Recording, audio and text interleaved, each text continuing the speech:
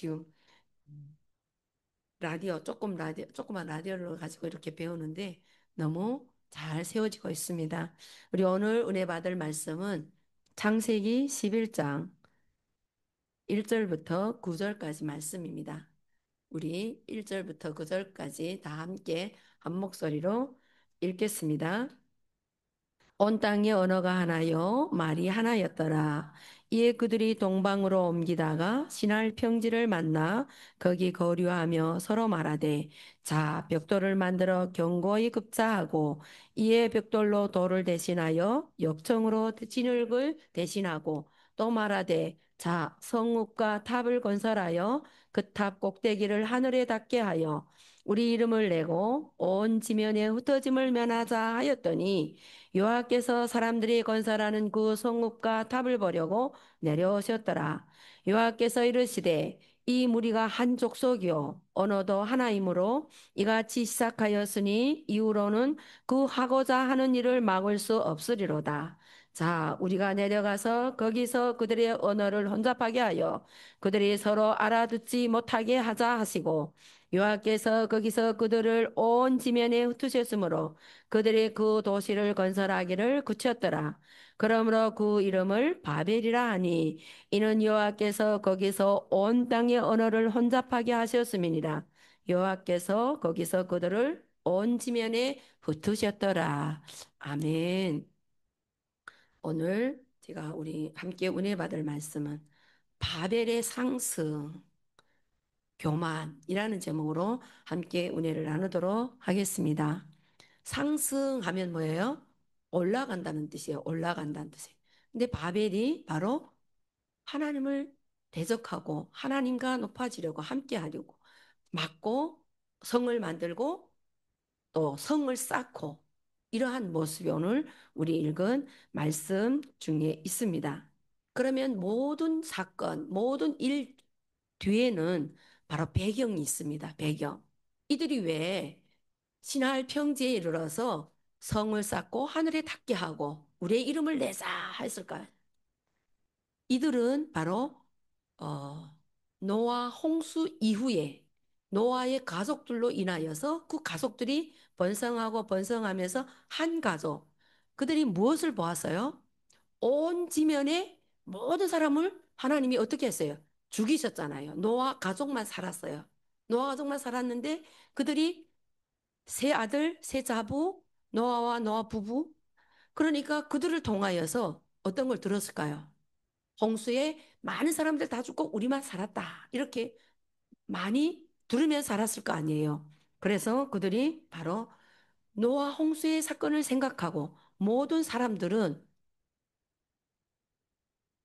바로 이렇게 그 방어 기질이 있잖아요. 우리 모든 인간은 하나님이 어려움을 주시고 고난을 주고 하면 그 방어 기질이 있어요. 그래서 모든 사람이 죽었는데 우리도 죽으면 안 돼. 하나님이 우리를 감히 또 이렇게 죽이실까? 이런 두려움이 있었을 거예요. 그런 배경하에 그들이 신할 평지로 온 족속이 많은 족속들이 한 족속이에요. 움직이면서 거기에서 이제 우리가 말씀을 읽었던 것처럼 바로 성을 견고히 쌓고 어떻게 역청으로 또 진흙을 돌로 구워 가지고 이렇게 만들었어요. 제가 이번에 한 주일 동안 저번 주 한 주일 동안 중국에 이제 저 꼭대기에 우리 훈춘 중국에는 훈춘이고 북한은 선봉 그리고 러시아 세 곳이 겸하는 거기에서 두만강 제일 하류 두만강이 흘러서 바다에 들어가는 그 끝자락 그날은 해가 너무 장창해가지고 뭐야 동해가 보였어요. 그런 데를 해서 쭉 두만강 제일 하류 그다음에 거기를 해서 백두산을 거쳐서 또 압록강이 제일 하류 서해바다까지 단동까지 갔는데 그 가는 도중에 누구를 어떤 데를 들렸는가 하면 강개토대왕 거기를 들렸어요. 제가 이 신할평지를 이 사람들을 옮기면서 석성을로 이렇게 진흙으로 만들어가서 성을 쌓는데 거기에서 성을 쌓는데 그 강개토 대왕 릉을 보았는데 그게 보니까 413년 경이래요. 그런데 413년 1912년이요. 근데 돌을 얼마나 이렇게 지금처럼 기술이 발달하지 않았는데 그 돌을 깎는 기술이 발달해가지고 이렇게 피라미드처럼 이렇게 올라갔는데 돌을 안쪽으로는 이렇게 깎고 바깥쪽으로는 이렇게 깎아서 이렇게 돌을 깎아서 이렇게 탁탁 맞물려 가지고 올려갔는데 그것을 보면서 와 그때 시계 벌써 그랬는데 여기에서 지금 그 바벨탑을 쌓을 때도 피라미드처럼 지하에다가 땅속에다가 높이 올라갈 만큼 기초를 쌓고 학자들이 견해해요. 그렇게 쌓고 위에다가 쌓기 시작했다고 그래요. 그러면서 정말 우리 인간이 하나님의 형상을 닮아서 정말 지혜가 있지만은 어떻게 하나님을 섬기는 지혜로 뻗어나간 게 아니라 하나님을 대적하는 하나님과 높아버리는 자기 이름을 높이려는 그러한 방향으로 나갔기 때문에 하나님께서 어떻게 하세요? 그들이 하는 것을 보시고 땅으로 내려오신 거예요. 그래서 그때 바로 모든 언어를 흩으시고 민족을 흩으시고 사람을 흩으셔서 그때 그 기초가 된 거예요. 그래서 하나님께서 그 바벨탑에 짓는 그 사람들의 모습을 흩으시고 언어를 흩으셨던 것입니다. 그래서 제가 그 바벨탑의 언어 그것을 상상해 보면서 학자들이 말하는 그것을 보면서 그 강개토 대왕의 릉을 또 생각해 보게 되었어요. 그 민족이 셈 족속이 하나님이 아브라함을 택하시고 그 후에 그 이뤄갔던 그 족속들이 그 지혜가 그 이전에 몇백 년 전에 있었던 그 모든 것들을 보면서 우리 인간의 지혜가 얼마나 특출한가. 하나님께서 허락하신 그 지혜, 하나님의 형상을 받은 우리 사람들이 그 선조들이 조상들의 지혜가 얼마나 정말 그 특출했는가 하는 것을 그 릉을 보면서 너무 신기하더라고. 그리고 또 거기 섭인가 누구 또 이렇게 며 있는데 그 지붕을 또 물이 이렇게 새서 들어가지 않도록 그거 다 깎아가지고 돌을 깎아가지고 돌을 우리 사람으로서 상상할 수 없는 지금 사람들 그거 기구가 뭐라 기계들이 있어서 움직이는데 엄청 커요. 그 돌들이 그걸 다 깎아가지고 거긴 돌들이 하나도 없는데 몇천 리에서 그걸 가지고 왔대요. 그때 그 사람들은 힘장수였나 이런 생각이 들다. 엄청 큰 돌을 늘어 그리고 또 그게 또 넘어질까 봐 가만 그 집체 우리 키도 더 되는 그게 5m라 그래요. 그런 돌들을 또 이렇게 탁탁 어겨놓고도 또 받쳐놨어요. 근데 사면에 세 개씩 받쳐 있는데 그 뒤쪽에 가니까 그 돌이 어떻게 없어졌는지 하나 없어졌대요. 그래가지고 그 돌이 없어지니까 돌들이 무너지기 시작하는 게 보였어요. 그래서 그 사람들이 그 해설해 주시는 분이 거기 목사님이시던데 어떻게 없어졌는지도 모르고 그 돌이 어떻게 움직여 갔는지도 모른대요. 똑같게 다 세 개씩인데 한 면이 뒷면이 그 돌이 하나 없어졌어요. 그래가지고 그 돌이 그 받쳐주는 그 돌이 없으니까 점점점 이게 무너져서 이렇게 돌이 나오더라고요. 이렇게 피라미드를 했는데 정말 그걸 보면서 정말 하나님이 우리에게 주신 인간의 지혜가 얼마나 또 힘이 있고 그 큰 돈들을 움직일 수 있는 그 능력이 어디서 난 하나님이 우리에게 주신 그 능력과 지혜가 아니었을까 하는 것을 보게 되었습니다. 그래서 오늘 이 바벨탑을 쌓는 이들을 하나님께서 반응하시는데 어떻게 반응하세요? 바로 그들의 교만을 보시고 그들의 목적과 계획이 어떠함을 알고 계시고 그 땅에 내려오셨습니다. 바로 우리 인간의 목적과 계획은 바로 이름을 높이는 거, 자기 이름을 높이는 거, 그리고 또 뭐예요? 하나님이 어떻게 생육하고 번성하고 충만하라 했는데 어제 우리가 흩어짐을 면하자 이렇게 하고 거기에 성을 쌓기 시작한 거죠. 이게 바로 인간의 교만과 인간의 그 약함이 하나님을 대적하려는 하나님의 뜻을 거역하는 모습이라고 볼 수 있습니다. 그래서 인간이 항상 계획하고 추구하는 모든 것들은 왜? 하나님을 대적하는 모습으로 나아가는 것입니다. 바벨탑을 쌓고 있는 것도 바로 교만의 상징이라고 볼 수 있는 것인데 바로 자기 중심, 자기 야망, 그리고 질투, 욕심 그 모든 것들이 그 안에서만 이루어지고 하나님과 같이 높아지려는 자기 이름을 높이려는 그러한 모든 모습들을 볼 수 있는 것입니다. 현대적인 관점에서 볼 때 우리의 모습은 어때요? 기술, 권력, 문화, 그리고 재산 그런 것들이 바로 우리가 내 속에 바벨탑을 쌓고 있지 않는가? 현대 모습 속에서. 그리고 이 세상이 바로 뭐예요? 만몬주의로 나가고 있는데 돈이 내가 나의 바벨탑을 내 속에서 쌓고 있지 않는가 하는 것을 돌아볼 수 있습니다. 이 바벨탑이 가장 크게 나타나는 현대 나타나는 모습이 어디에서 나타나고 있어요? 가장 두드러지게 나타나고 있는 것이 어디예요? 북한이잖아요, 북한. 그들은 자기만의 성을 쌓고 교류도 하지 않고 모든 사람들을 가둬놓고 우리가 그 안에 있을 때 알았어요. 고난이라는 하나님이 흩으심을 통해서 우리가 나와서 바라보니까 저게 그렇잖아요. 김일성이, 김정일이, 김정은이가 어떻게 해요? 오직 자기만의 사상, 자기만의 말, 그게 법이잖아요. 곧 법이 전에 우리는 법에 대해서 알았어요. 헌법설이 있긴 있어요. 근데 제가 숭실에 가서 법을 배우다 보니까 북한에 똑같은 법이 존재하더라고요. 근데 우리는 그 법대로 살았어요. 어떻게 살았어요? 김일성의 말씀에 따라 살았잖아요. 김일성이 뭐 당이 유일사상체계 확립이 10대 원칙이라는 것을 만들어 놓고 그게 그 법이잖아요. 말씀한 것이 김일성이 말한 것이 그대로 법이고 그게 법이었는데 나와서 북한에 법이 있다는 것을 보고 놀랬어요. 우리 공장에서 있을 때도 많은 사람들이 이제 총살 당하고 감옥 가고 교수형에 처하고 이런 거 봤잖아요. 봤어요, 우리 자매님. 봤어요, 못 봤어요? 총살 당하는 거 못 봤어요? 고향 어디세요? 양강도.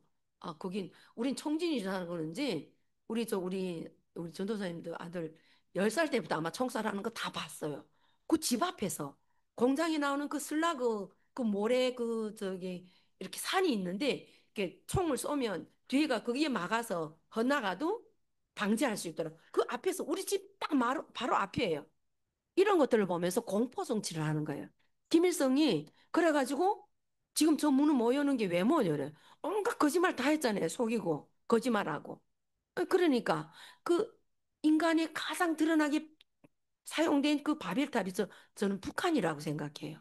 그리고 그 안에서 우리 모든 국민들을 자기 가족의 부속물로 여기고 모르면 초상화를 잘못했다 해도 감옥 가야 되고, 정치범 수용소에 가야 되고, 초상화 있는 신문을 잘못 건설했다가 해서 감옥 가야 되고 비판 대상이 돼야 되고 이런 모습 그리고 세계와도 다 단절해가지고 핵무기를 만들어 놓고 미국과 맞서고 있고 예? 세계를 지금 뒤흔들고 흔들고 있는 거죠. 혼자서 그 안에서 이 바깥 세상을 완전히 단절해 놓고 이러한 모습이 우리 북한 땅에 지금 이루어지고 있다는 것입니다. 그래서 하나님께서 그곳에서 우리를 불러내셔서 그 모든 바벨탑들이 무너질 수 있도록 우리를 이곳에서 기도하게 하시고 세워가시자는 사실입니다. 아멘. 아, 이 말씀을 보면서 또 이제 일어난 그 가장 큰 사건들이 있더라고요. 사건이 있는데 타이타닉호. 타이타닉호를 이제 어떤 그 학자가 설명했는데 가장 역사의 오명을 남긴 사건이다. 최대 여객선의 최후를 이렇게 서술한 게 있는데 1912년 4월 14일에 그 가장 큰 2,300명이라는 사람을 태워가지고 대서양을 가로질러서 이렇게 가고 있는데 어, 카나다?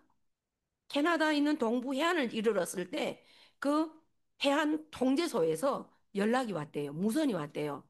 앞에 빙상을 주의하라. 빙산. 얼음산이 있으니까 주의하라. 무선이 왔대요.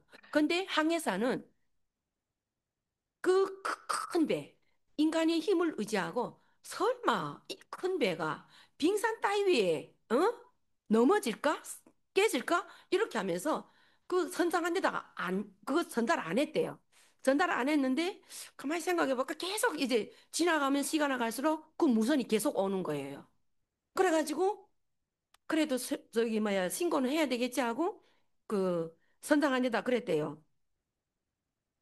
전방에서 빙산이 있다니 계속 문전이 오고 있습니다. 어찌할까요? 이러면서 설마 이 타니타요가 빙산 따위에 눈 할리라 눈 깜빡이나 하겠습니까? 이러고 선장한테다 말했대요. 그러니까 선장이 그래 맞아. 우리 타이타닉호가 하나님이라도 감히 이 배를 어찌할 수 없을 거야. 이랬대요. 그 말로. 하나님이라도 어찌할 수 없어. 그 인간이 교만인 거예요.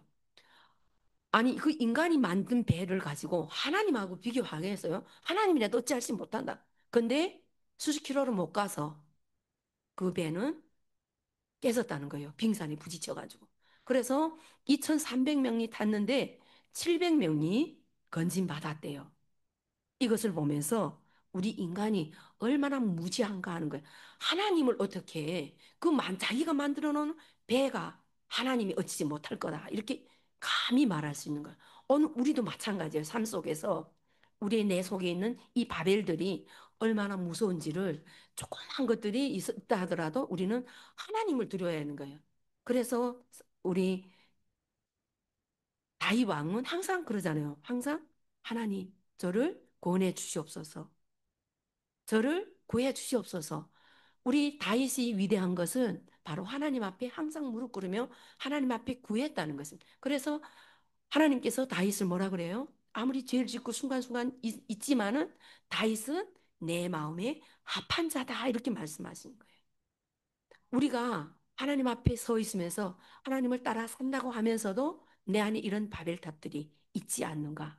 하나님께서 오늘 우리 말씀을 통하여서 돌아보게 하시고 그리고 그것을 어떻게 해야 돼요? 하나님 앞에서 항상 겸손하게 돼야 되는 거예요. 교만은 바로 뭐라 그랬어요? 패망의 선봉이라 그랬어요. 패망을 가는 교만은 앞잡인 거예요. 그래서 하나님께서 오늘 우리에게 바벨을 통하여서 내 속에 있는 그 바벨들을 하나님께서 제거하라고 말씀하시고 그것을 통해서 바로 우리를 세워가시는 더 북한 땅을 바라보면서 또 이 땅에 살아가고 있는 동안에 정말 많은 사람들이 저와 여러분을 통해서 하나님을 믿는다고 하면서도 하나님을 무시하지 않는지 하나님 앞에서 내가 더 내 이름을 내지 않는지 내 능력을 나타내지 않는지 이런 것들을 돌아보게 하시는 것입니다. 그래서 하나님께서 오늘 우리에게 주신 이 말씀을 통하여서 하나님 우리 어, 신할 평지로 가면서 이들이 바벨탑을 세우게 된 것은 바로 신화가 아니라는 거예요. 실화라는 거예요. 그리고 소돔 고모라 사건도 그렇고 하나님께서 우리를 말씀을 통하여서 깨우치게 하시고 깨닫게 하시고 돌아보게 하시는 그 하나님을 날마다 생각하면서 주님 앞에 바로 세워져야 될 줄 믿습니다. 그래서 하나님께서 그 인간의 교만함을 인간의 죄악된 모습을 보시고 흩으셨지만 어떻게 하셨어요? 예수 그리스도를 이 땅에 보내주셔서 죽이게 하시고 살아나셔서 바로 성령을 우리에게 보내셨을 때 어떻게 어떤 일이 일어났어요? 모든 언어가 많은 사람들이 다른 곳에서 왔지만은 이 사람들이 막 방언할 때 자기 나라 언어를 알아들었다는 거예요. 하나님께서 흩으시고 그 인간을 살리시려고 예수 그리스도를 땅에 보내시고 성령을 보내주셔서 그것을 보고 성령님의 성령 강림이라고 그러잖아요. 우리 문학적으로 우리 신학적으로 또 배울 때는 성령의 하강 운동 이렇게 말습니다. 바벨탑은 인간의 상승 운동. 그래서 하나님께서 우리를 구원하시려고 성령님을 보내주셔서 우리의 구원의 역사를 일으켜 주셨다는 것입니다. 어, 이어령 작가라고 아세요? 이어령 작가. 우리나라의 첫 문화부 장관이었대요. 그리고 이하여대 명예교수이고 언론인이고 소설가인데 그가 하는 말이 있어요. 베스트 완이 되지 말고 올리 완이 되라. 이게 뭐예요? 남들이 하는 대로 따라가서 제고가 되려고 하지 말고 자신만의 길을 택하라. 이 말이래요. 우리가 하나님을 믿고 따르는 길에서도 남을 쫓아가는 것이 아니라 내가 만난 하나님, 내가 만난 내 안에 임하신 그 성령님으로 말미암아 우리가 정말로 원하시는 뜻대로 하나님이 기뻐하시는 뜻대로 세워져가는 우리 여명교회, 특별히 또 하나님께서 부름 받고 부름 받으시고 또 이렇게 함께 할 수 있는 복음 통일을 위해서 준비하는 우리의 모습이 정말 남을 따라가는 것이 아니라 성령님을 따라서 성령님을 쫓아서 하라고 하시는 대로 우리가 지금 하고 있는 그 길을 온전히 주님께 영광 돌리는 삶으로 세워져야 가야 되는 줄 믿습니다. 그래서 결론 짓겠습니다. 교만과 욕심과 질투와 시기로 우리 속에 있는 그 모든 바벨탑들이 정말로 예수 그리스도 이름으로 무너지게 하여 주시고 성령의 인도하심 따라서 우리가 성령의 열매를 날마다 풍성하게 맺어가는 저와 여러분이 되기를 예수님의 이름으로 기도하고 축복합니다. 아멘. 기도하겠습니다. 좋으신 아버지 하나님, 감사합니다. 인간의 바벨탑을 쌓는 것을 보시고 내려오셔서 흩으셨던 하나님께서 구원의 역사로 성령님을 보내주셔서 우리를 구원해 주신 그 하나님의 그 놀라운 은혜와 축복을 보게 하여 주신 것 참으로 감사드립니다. 아버지 하나님, 우리 속에 있는 모든 바벨들이 날마다 무너지게 하여 주시고 온전히 하나님께 영광 돌리며 자랑하고 섬기며 순종함으로 영광 돌리며 성령의 열매를 맺어가는 우리 모두의 삶이 될 수 있도록 주님 축복하여 주시고 함께하여 주시고 인도하여 주시기를 간절히 빌고 원하오며 살아계신 예수님의 이름으로 기도드립니다. 아멘. 찬송가 214장 나주의 돈가다.